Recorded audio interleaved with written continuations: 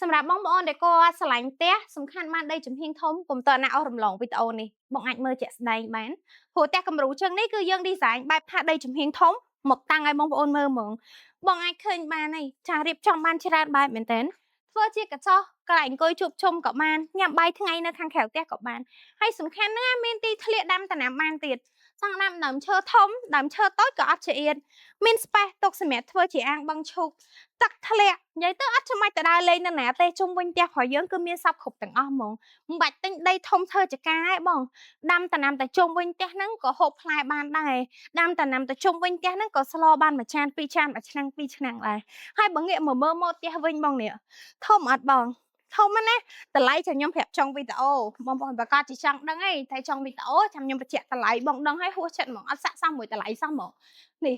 មើលຂະຫນាត់វីឡាតូសម្រាប់ព្រោះនៅហើយបងចូលមកខាងក្នុងឯបងមើលទ្វារគេវិញគឺគេរៀបចំជាទ្វារសុវត្ថិភាពឲ្យបងទៀតខាងបរិយាគេរៀបចំជូនអត់ចាំបាច់ថែមលុយ100រៀលលុយខ្មែរទេ free ឲ្យបងទ្វារសុវត្ថិភាពចូលមកខាងក្នុងបងថ្ងៃនេះបន្ទប់ទទួលភ្ញៀវធំតលាយបងប្អូននេះចេញពីនឹងមកបងអាច design ដាក់ទូតាំងកញ្ចក់ខាងមុខចរាវបានមានកន្លែងញ៉ាំអាហារលក្ខណៈគ្រួសារធំគ្នា6 7នាក់ផ្ទះគំរូយើងដាក់តែកៅអី6ឯង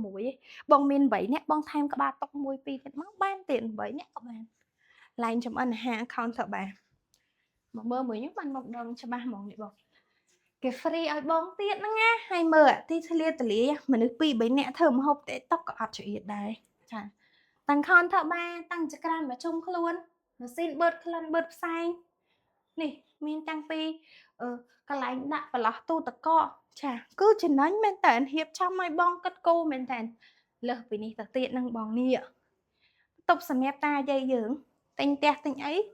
កុំភ្លេចឲ្យសោះតាយាយគិតគូរគាត់បងមកមើលនៅនេះគេគិតគូរជំនួសបងរៀបចំបន្ទប់សម្រាប់តាយាយនៅជាន់បន្តដីគាត់ចង់កេងចង់សម្រាប់គាត់ដើរចូលតែពីខ្លោងទ្វារមកមិនបាច់ឡើងចុះចដោនមកជុករយដៃជើងទេមកដល់កន្លែងគាត់កេងគាត់ចង់ចេញចូលបន្ទប់ទឹកបងនេះ1 2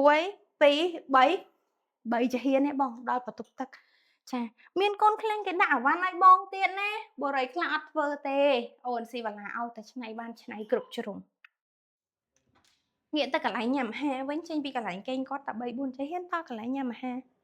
ខាងលើរបស់គេមាន3បន្ទប់គេង3បន្ទប់ទឹកថែមទៀតតែឥឡូវនេះយើងឡើងអត់ទាន់បានទេបងដោយសារភ្ញៀវគាត់ជាប់មកមើលផ្ទះគំរូអត់និយាយលេងសើចទេនេះសមួកភ្ញៀវឲ្យបងមើលតែ3ជើងក៏ដឹងហើយភ្ញៀវគាត់មកមើលរាល់ថ្ងៃហូតផ្ទះនេះគឺគេចាប់អារម្មណ៍ច្រើនបងដោយសារអីតម្លៃសមរម្យសម្រាប់អ្នកដែលគាត់មើលទំហំក្បាលដីស្តង់ដារទូទៅណានេះបានចំហៀង1.65 ម៉ែត្រសងខាងតម្លៃគេតែពី100000ជាងឯងអ្នកដែលគាត់មានកញ្ចប់បង់ដាច់តម្លៃនៅសល់110,000ជាងទេហើយខាងបរិយគឺមាន free សម្ភារៈដូចខ្ញុំអាចបញ្ជាក់ជូនបងចុង10មុខបងហើយបើអ្នកដែលគាត់ថាអត់ទេតម្លៃប៉ុណ្ណឹងតារ៉ែជ្រុលទៅនៅវិឡាតូចចឹងដែរចង់មើលដីចំហៀងធំដូចផ្ទះគំរូអញ្ចេះហ្មងនេះដីចំហៀង5 6 7ម៉ែត្រអញ្ចឹងហ្មងចង់ដាំតំណាំចង់ធ្វើអាងទឹកដូចផ្ទះគំរូធ្វើជាកញ្ចក់អញ្ចឹងហ្មងតម្លៃតែ6 100000ជាងទេបងមករកបានហើយនេះខ្ញុំបញ្ជាក់តម្លៃបងច្បាស់ចឹងហ្មងហើយមានឃើញទេឡានចតឡានបែបឯកជនចតនៅផ្ទះរបស់យើងចាដាក់ឡាន2គ្រឿងក៏អត់ចៀតដែរបងឃើញអត់និយាយទៅបែបថារស់នៅក្នុងក្តីសម័យដែលយើងធ្លាប់គិតថាចាបើមានផ្ទះនឹងរៀបចំបែបហ្នឹងបែបម៉េចបងអាចមកទិញនៅនឹងបានមិនប្រម៉ូតអីទេប៉ុន្តែពីច្រើនអ្នកដែលមកគឺគាត់ទៅសើមានគាត់ថាកម្រមានបរិយណាដែលគេអាចកំងទំហំដីបានចង់ស្រឡាញ់ប៉ុណ្ណាចង់បានផ្ទះមួយដីកន្លះឡូដូចផ្ទះគំរូ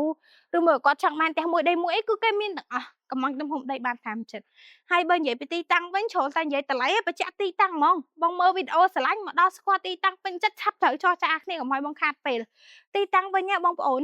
ត្រឹមតែ20នាទីពីអ៊ីអន2ទេចា7នាទីពីផ្លូវទំនប់កប់ស្រូវនៅខាងជើងវត្តភ្នៀតស៊ីម៉ាលីបងប្អូនដែលគាត់ស្គាល់វត្តភ្នៀតដូចស្គាល់គម្រោងយើងអញ្ចឹងទីតាំងគឺយើងនៅជាប់ជាមួយនឹងផ្លូវរថ40ម៉ែត្រនឹងតែម្ដងបងប្អូនអត់បាក់រទេអញ្ចឹងសម្រាប់ព័ត៌មានលម្អិតផ្សេងចា